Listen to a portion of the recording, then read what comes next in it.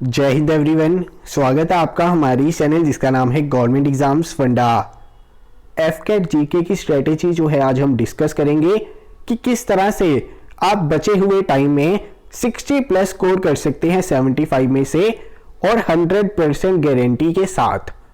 अब कल मैंने आप सभी को एक पोल दी थी जिसमें मैंने आपको पूछा था कि आपको एफकेट में सबसे ज्यादा डिफिकल्ट पोर्शन कौन सा लगता है, और मैं ये जानकर हैरान रह गया कि 50% एक्सपीरियंस ने कहा है कि उन्हें जीके का पोर्शन एफकेट का सबसे ज्यादा मुश्किल लगता है।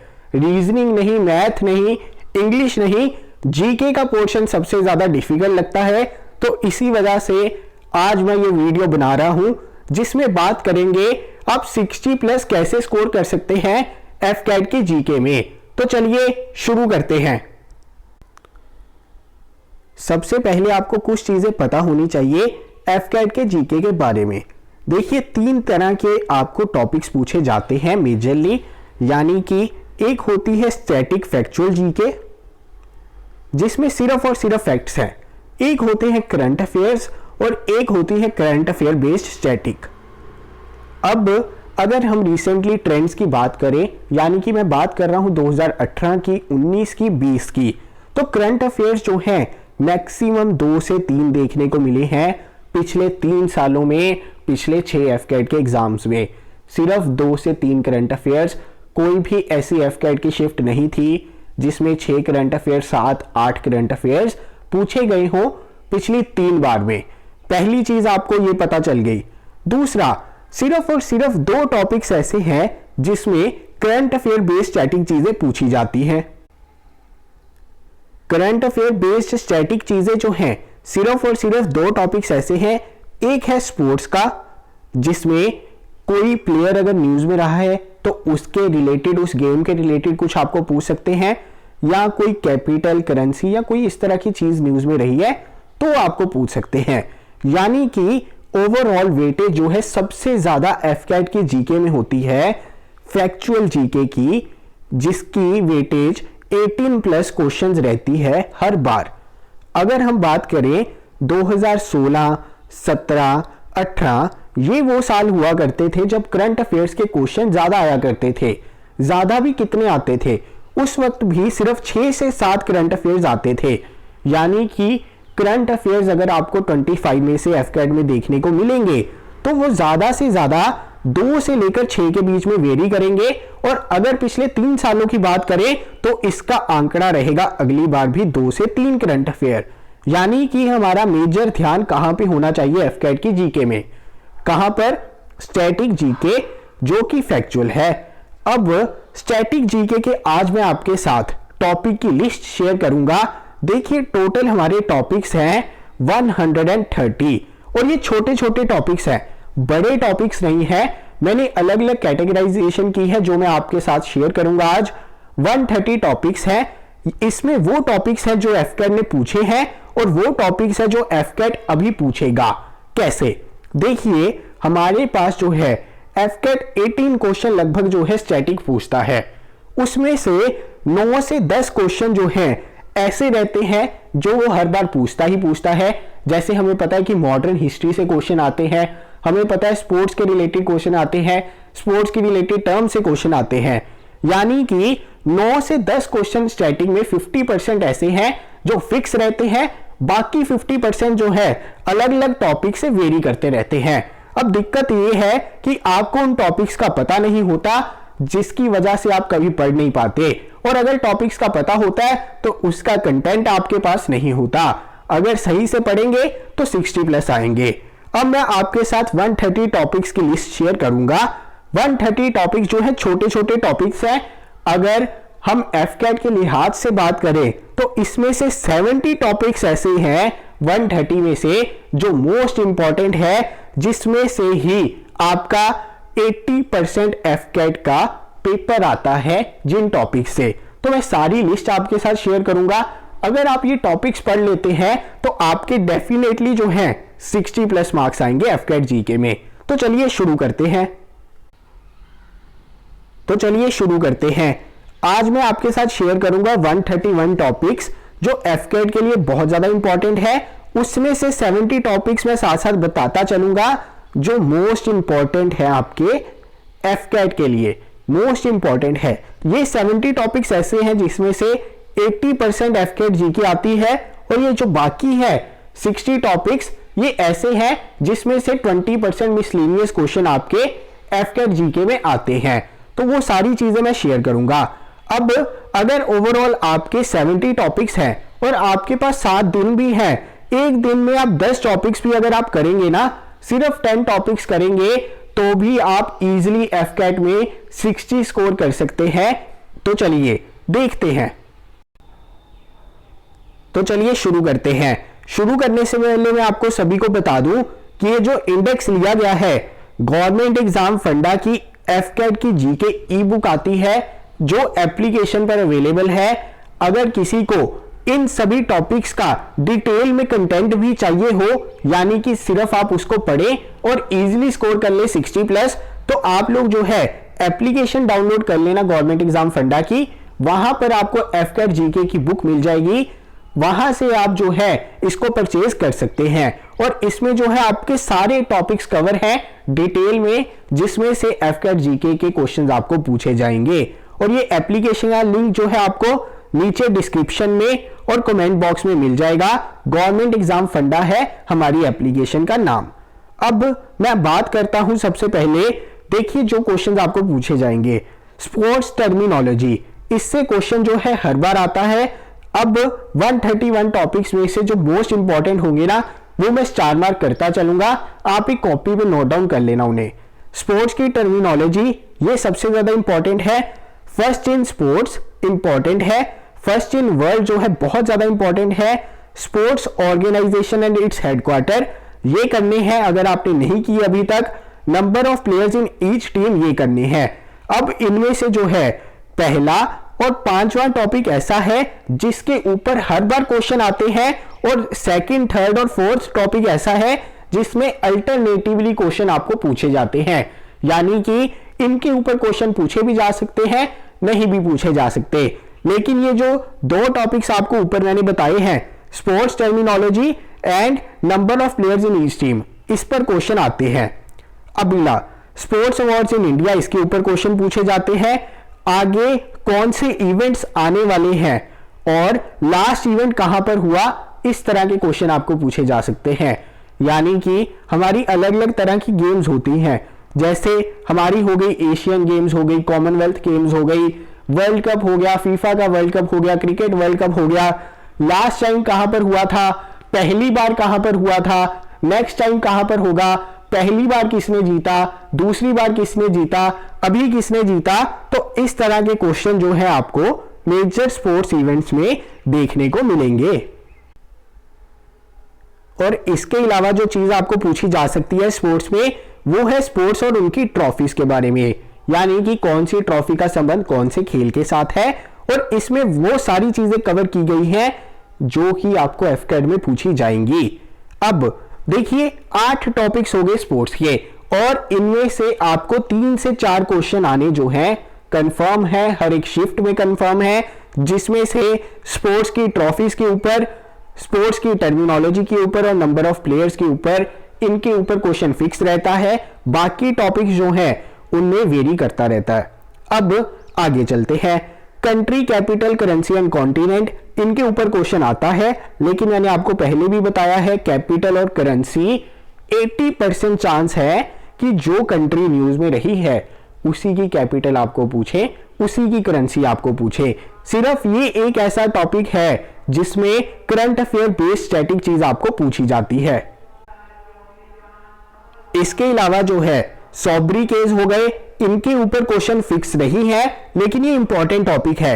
ये इस तरह का टॉपिक है जिससे क्वेश्चन आ सकता है। अब मैंने आपको पहले भी बताया है, आपको जो मैं लिस्ट दे रहा हूं 130 टॉपिक्स, ये बहुत इंपॉर्टेंट है, लेकिन उनमें से भी मोस्ट इंपॉर्टेंट मैं आपको बता रहा हूं। तो सॉब्री केस ऐसा टॉपिक है जिसमें से क्वेश्चन बन सकता है, लेकिन हर बार नहीं बनेगा। अब हिस्ट्री में जो सबसे इंपॉर्टेंट टॉपिक है उसे उसी सीक्वेंस में लिखा है, हिस्टोरिकल मॉन्यूमेंट्स एंड बिल्डर्स। आपको इससे क्वेश्चन जो है एफकेट में डेफिनेटली हाई चांसेस रहते हैं और पूछे जाते हैं। यानी कि हमारे मॉन्यूमेंट्स जो है वो किसने बिल्ड किए। आपको ऐसा लगेगा कि सिर्फ 2, 3, 4, 5 मॉन्यूमेंट्स ही हैं जिनके बारे में पूछा जाता है, नहीं, 15, 20, 25 मॉन्यूमेंट्स हमारे ऐसे हैं जिनका आपको पता होना चाहिए कि उसे बिल्ड किसने किया। अब इसके अलावा equivalent ranks of Indian armed forces, ये आपको पता होना चाहिए, इसके ऊपर क्वेश्चन बन सकता है। इसके अलावा important books of Indian freedom struggle, ये आपको पता होना चाहिए। इसके ऊपर लगातार 3 एफकेट ऐसे गए थे जब इसके ऊपर क्वेश्चन आया था कि इंडियन फ्रीडम स्ट्रगल की जो बुक्स हैं उनके ऊपर, तो मैंने अलग से एक पेज के ऊपर जो है इन्हें कैटेगराइज कर दिया है जिससे आप लोग इजीली पढ़ सकते हैं। बुक आपको मिल जाएगी, अगर आप उसको परचेज नहीं भी करना चाहते तो आप लोग जो है इसको नेट से भी ढूंढ सकते हैं अगर आपको इजीली ये कंटेंट मिलता है तो। नहीं तो मुझे लगभग इसे 3 महीने लगे थे बुक को कंपाइल करने में, और बहुत यूजफुल बुक है। आप लोग एप्लीकेशन पर जाइए, वहां से आपको मिल जाएगी डिटेल में। अगर नहीं मिलती तो टॉपिक्स मैं आपको बता रहा हूं, इन टॉपिक्स को अच्छे से आप लोग कर लेना। अब important books of Indian freedom struggle की बात कर दी, इसके अलावा इंपॉर्टेंट न्यूज़पेपर जो है वो करने हैं जिनके ऊपर आपको क्वेश्चन पूछा जाएगा। इंडियन बुकर प्राइज विनर जरूर कर लेने हैं, यानी कि अब तक बुकर प्राइज जो है किन-किन लोगों को मिल चुका है। इसी तरह से नोबेल प्राइज जो है अब तक जिन-जिन लोगों को मिला है उनके बारे में करना है। नोबेल प्राइज हो गए। अब ये है अवार्ड्स वाला स्टैटिक पोर्शन। ऊपर हमने स्पोर्ट्स का देखा था, फिर हिस्ट्री के इंपॉर्टेंट टॉपिक्स देखे थे, उसी तरह से ये हो गए हमारे अवार्ड्स के इंपॉर्टेंट क्वेश्चन। अब इसी तरह से आपको जो है इंपॉर्टेंट इन्वेंशन एंड डिस्कवरीज, ये इतना इंपॉर्टेंट नहीं है क्योंकि ये बहुत डिटेल्ड टॉपिक होता है। अगर वंस इन अ व्हाइल इस पर क्वेश्चन आए भी तो आपको ज्यादा टाइम इन्वेस्ट नहीं करना, टाइम उन चीजों पे इन्वेस्ट करना है जो टॉपिक्स छोटे हैं और जहां से आप डायरेक्टली मार्क्स ले सकते हैं। अब कुछ क्वेश्चंस और देख लेते हैं। अब मिलिट्री एक्सरसाइजेज, ये इंपॉर्टेंट रहता है लेकिन इस पर भी क्वेश्चन फिक्स नहीं है कि हर बार आएगा, लेकिन इंपॉर्टेंट है। इसी तरह से state and their folk dances, important है टॉपिक लेकिन ऐसा नहीं है कि इसके ऊपर हर बार क्वेश्चन आएगा। फर्स्ट इन इंडिया और फर्स्ट इन इंडिया फीमेल और मेल, ये इंपॉर्टेंट टॉपिक है, इसके ऊपर हर बार क्वेश्चन आने के चांसेस रहते हैं। इंपॉर्टेंट फेस्टिवल्स इन इंडिया, ये भी इंपॉर्टेंट है। अब इसके अलावा ज्योग्राफी में कुछ क्वेश्चंस आपको पूछे जाते हैं, कौन कौन से, नेशनल पार्क्स और न्यूक्लियर पावर प्लांट्स के ऊपर। ये 2 चीजें इंपॉर्टेंट है ज्योग्राफी की, नेशनल पार्क कहां पर है, कौन सी स्टेट में है, और न्यूक्लियर पावर प्लांट्स कहां पर है, कौन सी स्टेट में है। इंपॉर्टेंट डेज एंड डेट्स, तो देखिए इस पर once in a while question आ सकता है लेकिन इसमें रेगुलरली क्वेश्चन नहीं बनते एफकेट में। List of miss world and miss universe from India, इन पर ऑलरेडी क्वेश्चन एफकेट में पूछा जा चुका है, दोबारा पूछा जा सकता है। Basic facts about India important topic है, यानी कि इंडिया के बारे में कुछ फैक्ट्स जो है आपको पूछा जा सकता है, जैसे लार्जेस्ट यहाँ पर रिवर कौन सी फ्लो करती है, हमारे प्लेट्यूज कौन से हैं, माउंटेन्स कौन से हैं यहाँ पर, इसके अलावा हमारा नदरन पॉइंट कौन सा है, सबसे नदरन प्लेस कौन सी है, ईस्टर्न प्लेस कौन सी है, वेस्टर्न कौन सी है। तो इस तरह की चीजें जो है आपको इंडिया के फैक्ट्स के बारे में पूछी जा सकती है और ये इंपॉर्टेंट रहता है क्योंकि इंडिया के बारे में कोई ना कोई फैक्ट जो है हर बार आपको पूछा जाता है, डायरेक्टली पूछा जाता है। इसके अलावा नेशनल सिंबल्स ऑफ इंडिया के ऊपर क्वेश्चन बनते हैं, यानी कि डायरेक्टली इस तरह के सिंपल क्वेश्चन नहीं बनते कि नेशनल एनिमल कौन सा है, नेशनल फ्लावर कौन सा है, उसके अलावा जो नेशनल सिंबल्स रहते हैं उनके ऊपर क्वेश्चन आते हैं। लैंग्वेजेस ऑफ इंडिया के ऊपर क्वेश्चन बनता है पॉलिटी में।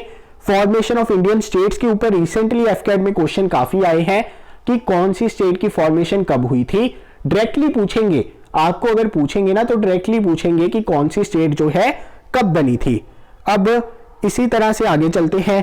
Neighbouring countries and Indian states important topic है, डबल स्टार मार्क कर लीजिए। कमांड्स इंडियन फोर्स की इंपॉर्टेंट है। Mountains and hills in India के ऊपर क्वेश्चन बनता है। हिल रेंजेस ऑफ इंडिया के ऊपर क्वेश्चन बनता है। Highest points of mountain hill ranges के ऊपर डायरेक्टली क्वेश्चन बनता है। अब ये देखिए, जैसे मैंने आपको बताया कि ये तीनों टॉपिक्स जो है एक ही टॉपिक है, लेकिन आपको इजीली याद हो जाए इस वजह से अलग अलग इन्हें बनाकर रखा हुआ है कि हाईएस्ट पॉइंट उनका ये है, हिल्स हमारी ये है, ताकि आपको जो है इजीली याद हो जाए। इंडिया या वर्ल्ड की कोई भी हिल माउंटेन रेंज आपको पूछी जा सकती है एफकेट में, और ग्रासलैंड्स वगैरह भी पूछे जाते हैं एफकेट में, तो थोड़ा सा ध्यान रखना है। अब इंडियन रिवर सिस्टम जो है इसके ऊपर कुछ चीजें हैं जो आपको पता होनी चाहिए, ये बहुत ज्यादा इंपॉर्टेंट है। इंपॉर्टेंट ग्रासलैंड्स ऑफ वर्ल्ड, इसके ऊपर क्वेश्चन बन सकता है एफकेट में। इसके अलावा इंडियन रिवर सिस्टम में ओरिजिन सबसे ज्यादा इंपॉर्टेंट है, उनकी ट्रिब्यूटरी सबसे ज्यादा इंपॉर्टेंट है और उनका एंशियंट नेम सबसे ज्यादा इंपॉर्टेंट है। तीन चीजें हैं जो एफकेट में सबसे ज्यादा इंपॉर्टेंट है, बाकी फैक्ट्स ही हैं इंडियन रिवर के, लेकिन अगर रिवर सिस्टम में से कोई तीन चीजें सबसे इंपॉर्टेंट है तो वो यही है। अब ग्रासलैंड इंपॉर्टेंट है बता दिया मैंने, लेक्स जरूर कर लेनी है, डेजर्ट जरूर कर लेने हैं, केनाल्स और स्ट्रेट्स के ऊपर क्वेश्चन बन सकता है, ये भी जरूर करना है।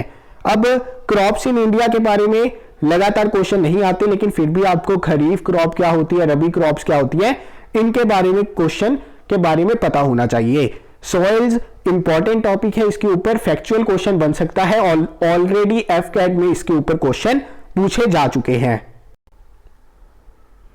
इसके अलावा जो है एग्रीकल्चर एंड रिलेटेड फील्ड्स के ऊपर एफकेट में क्वेश्चन नहीं बनता, लेकिन एग्रीकल्चर रेवोल्यूशंस के ऊपर जो है क्वेश्चन बनता है।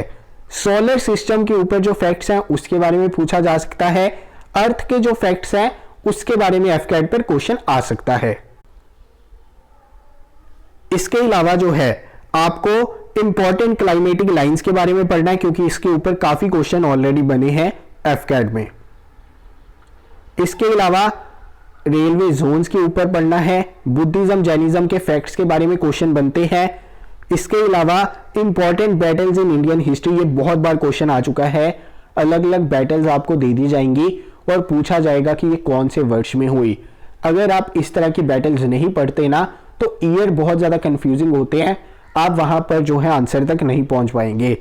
फॉरेन विजिटर्स के बारे में ज्यादा क्वेश्चन तो नहीं बने, लेकिन इंपॉर्टेंट है। कोर्ट पॉइंट्स जो है इंडिया में जो आए हैं ये सबसे ज्यादा इंपॉर्टेंट है एफकेट के लिए।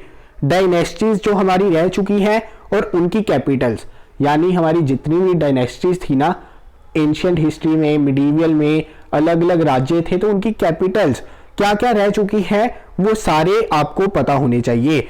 फाउंडर कौन था और लास्ट किंग कौन था किसी भी डायनेस्टी का, इसके ऊपर तो लास्ट 3 बार से क्वेश्चन बन रहे हैं एफकेट में। अब ब्रिटिश गवर्नर जनरल वाइसरॉयज के बारे में पता होना चाहिए, इंडियन नेशनल कांग्रेस के फैक्ट्स के बारे में पता होना चाहिए। Social movement and their founders, regularly इस पर क्वेश्चन नहीं आता, लेकिन हर 2 या 3 एफकेट में एक बार इसके ऊपर क्वेश्चन पूछा जाता है। Famous slogan songs and their authors, ये फ्रीक्वेंटली हॉट टॉपिक है जिसके ऊपर एफकेट में क्वेश्चन पूछे जा रहे हैं। इसके अलावा कोटेशन जो होती है इंडियन लीडर्स की, उनके ऊपर क्वेश्चन पूछे जाते हैं।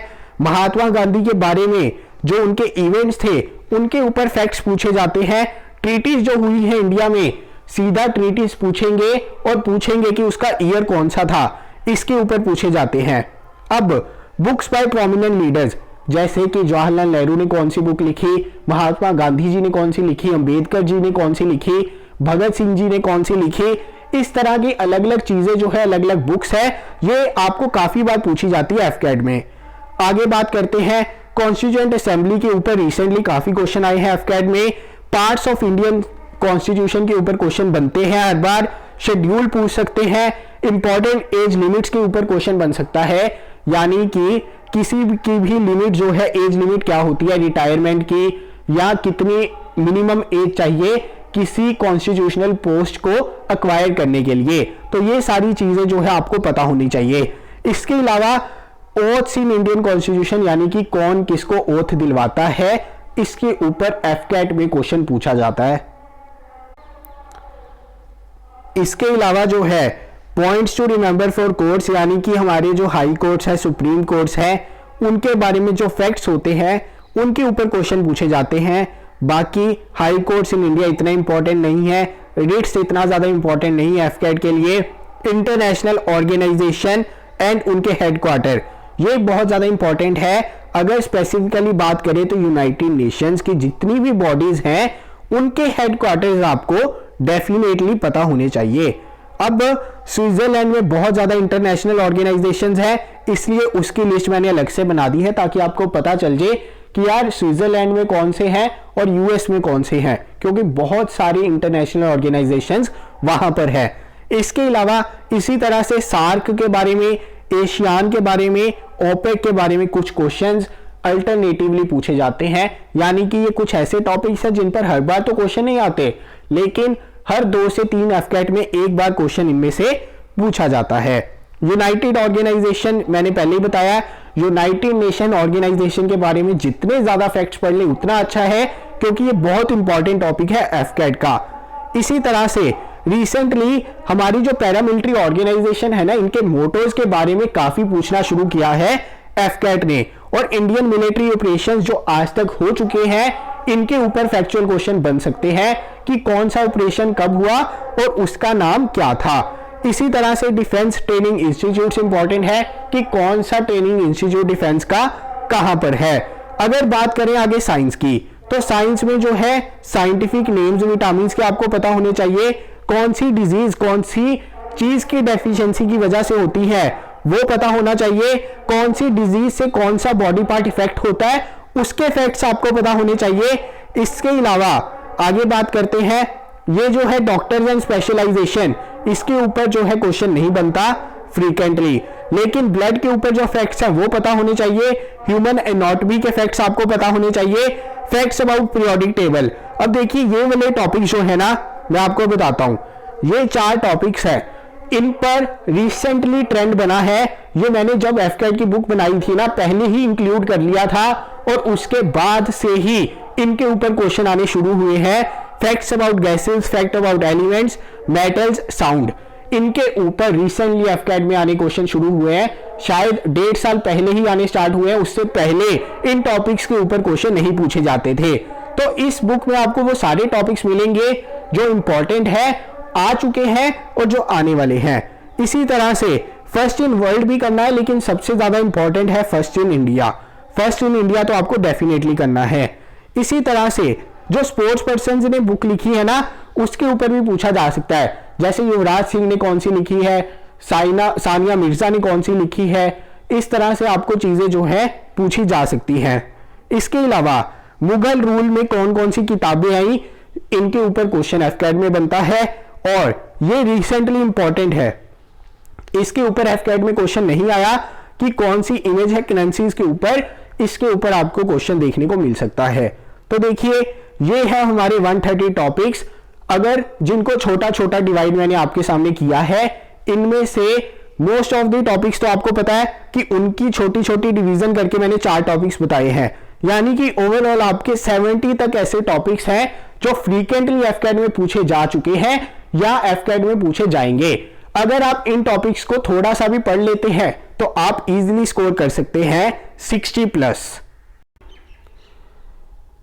बाकी ये जो हमारी बुक है इसे हमने टेबुलर फॉर्म में बनाया है, टेबल्स की मदद से बनाया है, ताकि फैक्ट्स जो है इजीली रीड किए जा सके और रिटेन किए जा सके, क्योंकि फैक्ट्स आपको तभी याद होंगे अगर वो फैक्ट्स एक साथ लिखे हैं, तभी याद रहते हैं, नहीं तो आपको फैक्ट्स कभी भी याद नहीं रहते। और ये हमारी बुक सबसे बेस्ट बुक है एफकेट जीके के लिए, इसकी गारंटी मैं देता हूं, क्योंकि बहुत सारे इंस्टीट्यूट जो हैं इसी बुक की रेफरेंस लेकर कोर्सेज जीके के बनाते हैं, 2-2 हजार उसका प्राइस रखते हैं और फिर उसको सेल आउट करते हैं। अब 2000 रुपया जो है 2000 रुपीज एफकेट की जीके के लिए आपको पे करने की जरूरत बिल्कुल भी नहीं है, क्योंकि इस बुक में सब कुछ वो है अवेलेबल जो आपको चाहिए, जो आपकी डिमांड है। और ये बुक आपको मिल जाएगी हमारी एप्लीकेशन के थ्रू, जीके ई बुक है। एप्लीकेशन डाउनलोड करना गवर्नमेंट एग्जाम फंडा, जिसका लिंक डिस्क्रिप्शन में दिया गया है, वहां से आपको ये जीके की ई बुक मिल जाएगी। और इसमें जो है सारी वो इंपॉर्टेंट चीजें हैं जो आपके एफकेट के एग्जाम में आएंगी। अब लास्ट टाइम भी ये क्वेश्चन आया था चक्कर के ऊपर कि वो टर्म किसकी है, कौन सी गेम की है, तो पोलो की है। तो इस तरह से इजीली टेबल की फॉर्म्स में जो है इजीली कंटेंट बनाया गया है, जिसे आप इजीली रिटेन कर सकते हैं और पढ़ सकते हैं। तो चलिए आज के लिए लेता हूं विराम, जल्दी मिलूंगा अपनी अगली वीडियो के साथ। जय हिंद।